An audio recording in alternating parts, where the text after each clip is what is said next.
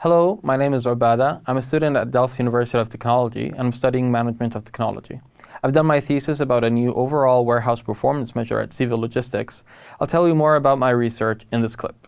In this project, I explore how the use of a widely accepted metric in other industries, such as manufacturing, namely OEE, can be adapted to logistical warehouses.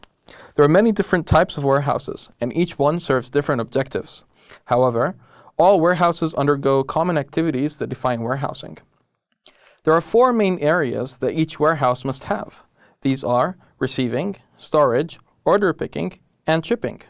These are spread out between inbound and outbound, and a somewhat buffer zone in between. In my research, the main focus was on the inbound part of the warehouse.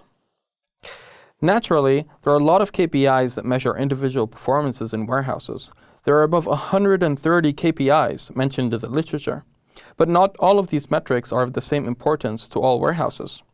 For each firm, there are specific critical success factors, or CSFs, that mark the company's most important goals.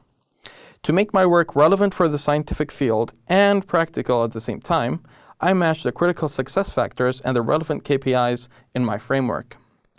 The total starting time faces many losses for many reasons. Some of these concern availability, like the downtimes caused by the software failure or WMS downtimes, and the losses related to a mechanical system failure, like a conveyor belt jam, for example. Other losses are related to a slower performance of the overall system. These are caused by minor stoppages and idling of the workers, and by a reduced speed of work.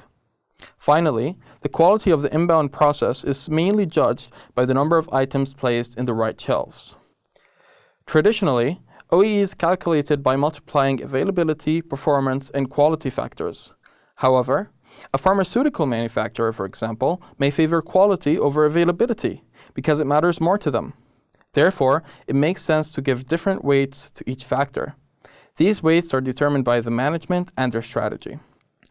An Excel model was made where we enter information about the available time to start with, the times we plan not to use, due to maintenance for example, and the unplanned downtimes.